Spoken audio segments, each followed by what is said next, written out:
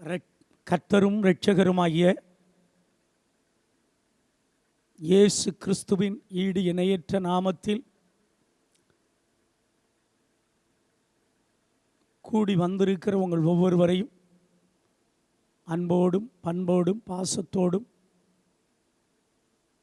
தெய்வீக பிரசன்னத்தோடும் உங்களை வாழ்த்தி வரவேற்கிறோம். எல்லாருக்கும் கர்த்தருக்கு ஸ்தோத்திரம். ஆதியாகமம் 24:60 நம்முடைய தேவன் இப்பொழுது இருக்கிறதை பார்க்கலும் கோடா கோடி பெருக பண்ணுவாராக. ஆமேன் ஆமேன். இந்த நாள் தியானத்திற்காக நீதிமொழி 23ஆம் அதிகாரம், நீதிமொழி 23ஆம் அதிகாரம் 17வது வசனமும் 18வது வசனத்தையும் நாம் வாசிக்க கேட்போம். உன் மனதை பாவிகள் மேல் பொறாமை கொள்ள விடாதே. நீ நாடோறும் கர்த்தரை பற்றும் பயத்தோடு இரு. நிச்சயமாகவே முடிவு உண்டு. உன் நம்பிக்கை வீண் போகாது. இன்றைக்கு தேவன் நமக்கு வெளிப்படுத்தி கொடுக்கிற விசேஷித்த செய்தி, நிச்சயமாகவே உங்களுக்கு நல்ல முடிவு உண்டு. ஏதோ ஒரு காரியத்தில் எனக்கு இப்படி ஆயிட்டே, நான் பலவீனமாக இருக்கிறேனே, நான் நஷ்டப்பட்டு போய்விட்டனே,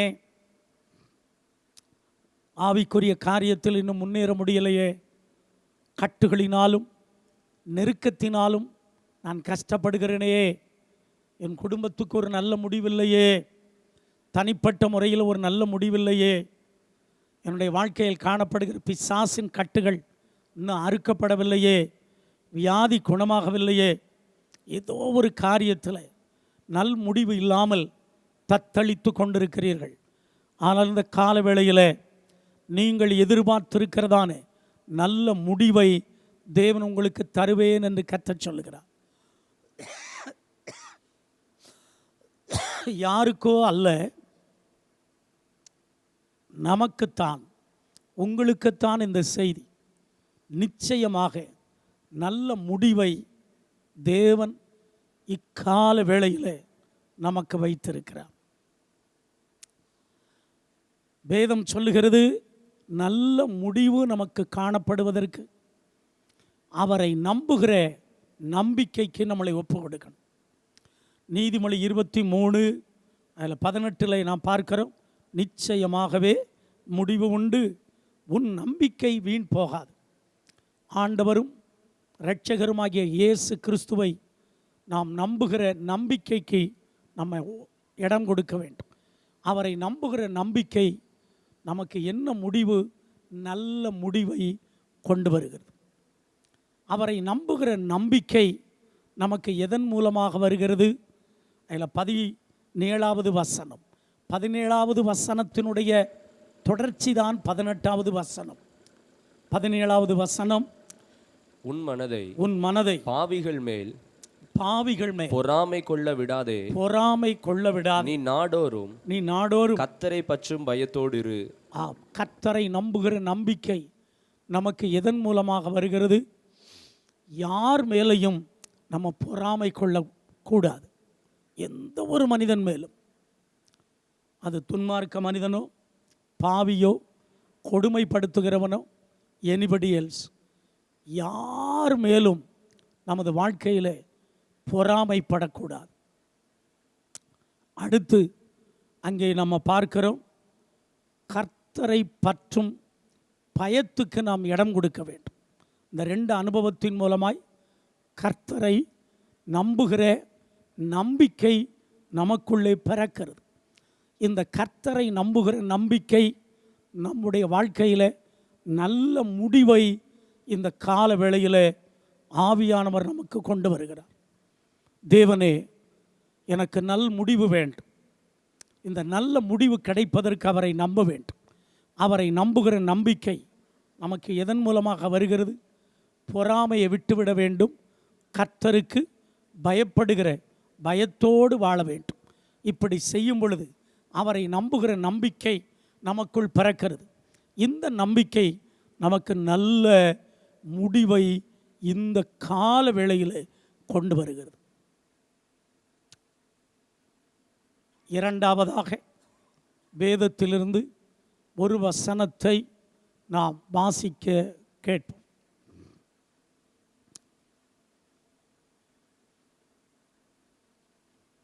சங்கீதம் 37வது சங்கீதம்.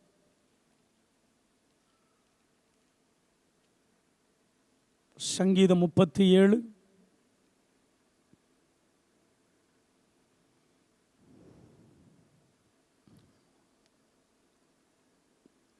38வது வசனத்தை நாம் வாசிக்க கேட்போம். அக்கிரமக்காரர் ஏகமாய் அழிக்கப்படுவார்கள். அக்கிரமக்காரர் ஏகமாய் அழிக்கப்படுவார்கள். அறுப்புண்டு போவதே, அறுப்புண்டு போவதே துன்மார்க்கரின் முடிவு.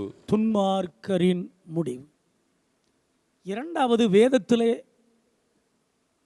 யாருக்கு நல்ல முடிவு கிடையாது? வேதம் சொல்லுகிறது, துன்மார்க்கர்களுக்கு நல்ல முடிவு கிடையாது. ஆமருமையானவர்களே, துன்மார்க்கர்கள் முடிவு நல்ல முடிவில்லை, அவர்கள் அறுப்புண்டு போவார்கள் என்று வேதம் சொல்லுகிறது. இன்னொரு வேதத்திலிருந்து ஒரு வசனத்தை வாசிக்கலாம். சங்கீதம் 73வது சங்கீதம், அதில் 17வது. அவர்கள் முடிவை, துன்மார்க்கருடைய முடிவை கவனித்து உணரும் அளவும் அது என் பார்வைக்கு விசனமாயிருந்தது.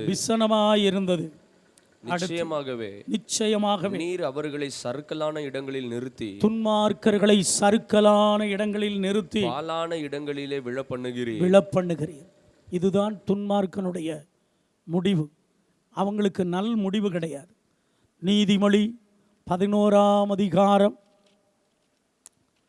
அதில் 23வது வசனம். நீதிமான்களுடைய ஆசை நன்மையே, நீதிமான்களுடைய ஆசை நன்மையே, துன்மார்க்கனுடைய நம்பிக்கையோ கோபாக்கினையாய் முடியும். தொடர்ந்து நீதிமொழி 24ஆம் அதிகாரம், அதில் 20வது வசனம். துன்மார்க்கனுக்கு நல் முடிவு இல்லை. துன்மார்க்கனுடைய விளக்கு அணைந்து போகும். எனக்கு அன்பானவர்கள், 3-4 வசனங்களை நாம் வாசித்தோம். துன்மார்க்கனுக்கு நல்ல முடிவு கிடையாது. அவனுடைய விளக்கு சடிதியிலே அணைந்து போகும் என்று வேதத்திலே நாம் பார்க்கிறோம். ஒவ்வொரு நாளும் நமக்கு நல்ல முடிவு உண்டாக நீதிமானின் குணலட்சணத்தோடு வாழ வேண்டும். ஒவ்வொரு நாளும் நீதிமானின் குணலட்சணத்துக்கு நம்ம ஒப்பு கொடுக்கணும். யாருக்கு தேவன் நல்ல முடிவை தேவன் தருகிறார்? நீதிமானுக்கு நல்ல முடிவை தருகிறார். ஆம் அருமையானவர்களே, நீதிமொழிகளின் புஸ்தகம் 4ஆம் அதிகாரம்,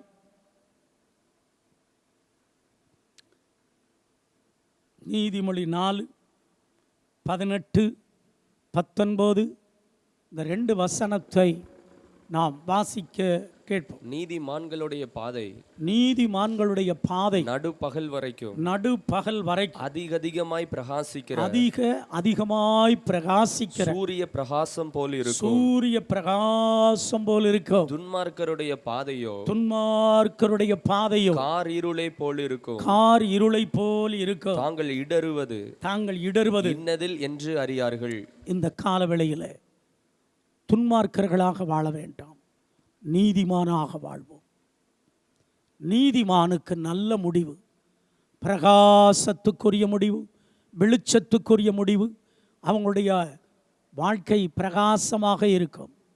நடுப்பகல் வரைக்கும் அதிகமாய் பிரகாசிக்கிற சூரிய வெளிச்சத்தை போல் இருக்கும். இந்த காலவேளையிலே நமக்கு நல்ல முடிவு உண்டாக நீதிமான்களின் குணலட்சணத்தோடு நாம் வாழ நம்மளை ஒப்பு கொடுப்போம். முதலாவது கர்த்தரை நம்புகிற நம்பிக்கையின் பாத்திரமாக வாழ்வோம். இரண்டாவது நீதிமான்களாக வாழ நம்மளை முற்றிலுமாய் அர்ப்பணிப்போம். அருமையானவர்களே, மூன்றாவதாக யாருக்கு நல்ல முடிவை தேவன் வைத்திருக்கிறார், யாருக்கு நல் முடிவு கிடையாது. நீதிமொழிகளின் புஸ்தகம் 24ஆம் அதிகாரம்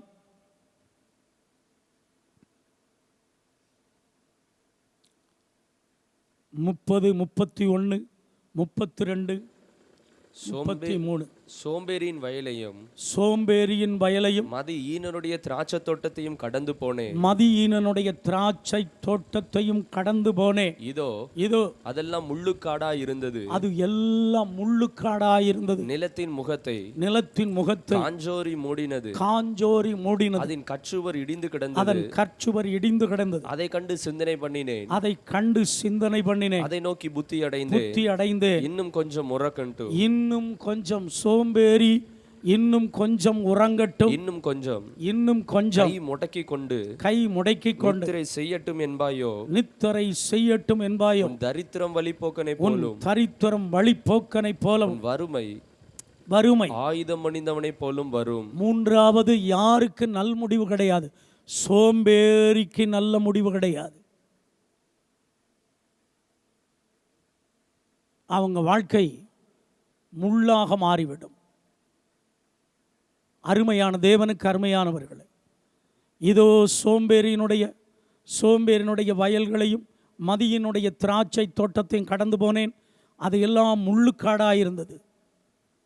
நிலத்தின் முகத்தை காஞ்சோரி மூடினது. அதன் கற்சுவர் இடிந்து கிடந்தது. அதை கண்டு சிந்தனை பண்ணினேன். அதை நோக்கி புத்தி அடைந்தேன். இன்னும் கொஞ்சம் உறங்கட்டும், இன்னும் கொஞ்சம் கை முடக்கி கொண்டு நித்திரை செய்யட்டும் என்பாயோ. உன் தரித்திரம் வழிப்போக்கனைப் போலவும் உன் வறுமை ஆயுதம் அணிந்தவனைப் போலவும் வரும் என்று வேதம் சொல்லுகிறது. மூன்றாவது, யாருக்கு நல் முடிவு கிடையாது என்றால் சோம்பேறி. அவங்களுக்கு எத்தனை ஏக்கர் நிலம் இருந்தாலும் சோம்பேறியா ஒருத்தன் இருப்பாமுடா, அந்த நிலம் முள்ளுக்காடாக மாறிடும், காஞ்சோரியாக மாறிடும். ஃபார் எக்ஸாம்பிள், உங்கள் நிலம் வயல் நிலமாக இருக்குன்னு வைங்க. ஒரு 2-3 வருஷம், ஒரு வருஷம் சும்மா போடுங்க, இல்லை சில வருஷம் சும்மா போடுங்க. அந்த நிலத்தில் அருமையான தேவனுக்கு அருமையானவர்களே, முள்ளு மரந்தான் முளைக்கும், முள்ளுக்காடாக மாறிடும். இந்த கால வேளையில் வந்திருக்கிற நம்முடைய வாழ்க்கையில் நமக்கு நல்ல முடிவு கிடைக்க சோம்பேறியின் குணலட்சணத்தை விட்டு விலகி சுறுசுறுப்புள்ளவர்களாய் மாறணும். குடும்பத்தில் சுறுசுறுப்பு, ஆவிக்குரிய காரியத்தில் சுறுசுறுப்பு, படிக்கிற காரியத்தில் சுறுசுறுப்பு, நமக்கு கொடுத்துருக்கிற வேலைக்கு அடுத்த காரியத்தில் சுறுசுறுப்பு, எல்லாத்திலும் சுறுசுறுப்பாக இருக்கணும். அப்போத்தான் நமக்கு நம்முடைய வாழ்க்கையில் உள்ள முள்ளு என்ற எல்லாம் மாறும். முள்ளுக்காடு, காஞ்சோரிங்கிற நிலைமை மாறி, இதெல்லாம் சாபத்தை குறிக்கிறது. இவைகளெல்லாம் மாறி நமக்கு ஆசீர்வாதம் என்கிறதான முடிவு, நல் முடிவு உண்டாகும். சோம்பேறியாக இருக்காதீங்க, டெய்லி சுறுசுறுப்புள்ளவர்களாய் மாறுங்க. காலையில் எந்திரிக்கிறதுல சுறுசுறுப்பு, கால கடமைகளில் முடிக்கிறதுல சுறுசுறுப்பு, கால பைபிளை வாசித்து செபித்து விட்டு அதற்கு பின்பு நமக்கு கொடுத்த பொறுப்பை, வேலையை நிறைவேற்ற சுறுசுறுப்பு, காலையிலிருந்து இரவு வரைக்கும் சுறுசுறுப்புள்ளவர்களாக இருப்போம். நமக்கு நல்ல முடிவை தேவன் தருகிறார். நான்காவதாக நீதிமொழி 24 அதில் 14வது, அப்படியே ஞானத்தை அறிந்து கொள்வது உன் ஆத்துமாவுக்கு இன்பமாக இருக்கும். அதை பெற்றுக்கொண்டால் அது முடிவில் உதவும். உன் நம்பிக்கை வீண் போகாது. நான்காவது, எது நமக்கு நல்ல முடிவை தருகிறது? தெய்வீக ஞானம். தேவனுடைய ஞானம் நமக்கு நல்ல முடிவை தருகிறது. அப்படியே ஞானத்தை அறிந்து கொள்வது உன் ஆத்துமாவுக்கு இன்பமாயிருக்கும். அதை பெற்றுக்கொண்டால் அது முடிவில் உதவும். உன் நம்பிக்கை வீண் போகாது. ஒவ்வொரு நாளும் தெய்வீக ஞானத்தினால் என்னை நிரப்பும் என்று கெஞ்சுவோம். தேவனுடைய ஞானம் உங்களுக்கு நல்ல முடிவை கொண்டு வரும், நல்ல முடிவை கொண்டு வரும். தெய்வீக ஞானத்தை பெற்றுக்கொள்வதற்கு நீதிமொழி 11ஆம் அதிகாரம் 2வது வசனத்தை நாம் வாசிக்க கேட்போம். அகந்தை வந்தால் லட்சையும் வரும். தாழ்ந்த சிந்தை உள்ளவர்களிடத்தில் ஞானம் உண்டு. அகந்தை, பெருமை, மனமெட்டின்மை இவைகளை எல்லாவற்றையும் விட்டுவிட்டு தாழ்மையின் சிந்தையோடு நாம் வாழும்பொழுது தேவன் ஞானத்தை தருகிறார். இந்த ஞானத்திற்கு, இப்படிப்பட்ட ஞானத்தை உடையவர்களுக்கு, ஞானத்தை பெற்றவர்களுக்கு இந்த ஞானத்தின் மூலமாய் நமக்கு நல்ல முடிவை தருகிறார். வியாதி நீங்கி சுகம் என்ற முடிவு, பகை நீங்கி அன்பு என்ற நல்ல முடிவு, சமாதானம் என்ற நல்ல முடிவு, கடன் தொல்லை நீங்கி நீங்கள் மற்றவர்களுக்கு கடன் கொடுக்கிற அளவில் நல்ல ஒரு முடிவு, பில்லி சுனிய செய்வனை கட்டுகள் நீங்கி சுகமாக, இன்பமாய், சந்தோஷமாய் பாதுகாக்கக்கூடிய நல்ல முடிவு. என்ன நல்ல முடிவோடு உங்களுக்கு என்ன நல்ல முடிவு வேணும் அந்த முடிவை கொடுக்கும்படி தேவன் உங்கள் பட்சத்திலே இருக்கிறார். நேரமாகிவிட்டது. இன்னும் ஒரு வசனத்தை சொல்லி நம்ம முடிக்கலாம். நீதிமொழி 23ஆம் அதிகாரம் 29வது வசனத்திலிருந்து வாசிப்போம். ஐயோ ஐயோ, யாருக்கு வேதனை, யாருக்கு துக்கம், யாருக்கு சண்டைகள், யாருக்கு புலம்பல், யாருக்கு காரணமில்லாத காயங்கள், யாருக்கு இரத்தம் கலங்கின கண்கள். மதுபானம் இருக்கும் இடத்திலே தங்கி தரிப்பவர்களுக்கும் கள்ளப்புள்ள சாராயத்தை நாடுகிறவர்களுக்கும் தானே மதுபானம் இரத்த வருணமாய் இருந்து பாத்திரத்தில் பளபளப்பாய் தோன்றும் நீ அதை பாராதே. அது மெதுவாய் இறங்கும். முடிவிலே, அந்த முடிவுங்கிற இடத்துல அண்டர்லைன் பண்ணிக்க, முடிவிலே அது பாம்பை போல் கடிக்கும், விரியனை போல் தீண்டும். உன் கண்கள் பரஸ்திரீகளை நோக்கும், உன் உள்ளம் தாறுமாறானவைகளை பேசும். போதும். 5வது, பாவத்துக்கு நாம் இடம் கொடுக்க கூடாது. பாவம் நமக்கு நல் முடிவை கொண்டு வராது. பரிசுத்தம் நமக்கு நல்ல முடிவை கொண்டு வரும். எது பாவம்? மதுபானம் அடிக்கிறது பாவம். பீடி, சிகரெட்டு, கஞ்சா, வெத்தலைபாக்கு, சுண்ணாம்பு, அடுத்தவன் மனைவியை தான் வச்சுக்கிடுறது, வாலிபத்தில் லவ் பண்ணி மேரேஜ் பண்ணுறது. ஆமாம், அருமையான தேவனுக்கு அருமையானவர்களே, ஏதோ கண்களினால் உண்டான பாவம், செல்ஃபோன் மூலமாய் வருகிற பாவம், ட்ரெஸ்ஸினால் உருவாகிற பாவம், ஏதோ ஒரு விதமான பாவம் நமக்கு நல்ல முடிவை கொண்டு வராது. பாவத்துக்குள் மறைந்திருப்பது பாம்பு, வலுச்சற்பத்தின் ஆவி. பரிசுத்தத்துக்குள் மறைந்து செயல்படுகிறவர் இயேசு. பரிசுத்தத்தை கொடுப்பவர் இயேசு, பாவத்தை கொடுப்பது சர்ப்பம். இந்த காலவேளையில் பரிசுத்தத்துக்கு இடம் கொடுப்போம், நல்ல முடிவு வருகிறது. இந்த 5 அனுபவத்துக்கு இடம் கொடுப்போம், நல்ல முடிவை கர்த்தர் தருகிறார். இந்த இடத்திலிருந்து போகும் பொழுது நீங்கள் சொல்லிக்கிட்டே போங்க, எனக்கு இருந்த எல்லா கஷ்டமும் நீங்கிட்டு நல் முடிவு உண்டானது. இப்போமே கையை உயர்த்தி ஒரு வார்த்தை, எனக்கு நல் முடிவு வந்து விட்டது. எல்லாரபடியே எழுந்து நிற்போம். எல்லாவற்றுக்கும் நல் முடிவு.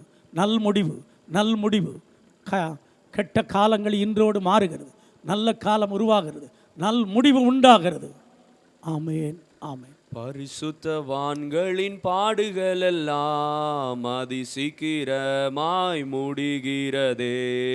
விழிப்புடன் கூடி தாரித்திருப்போ, விரைந்தவர் வந்திடுவா.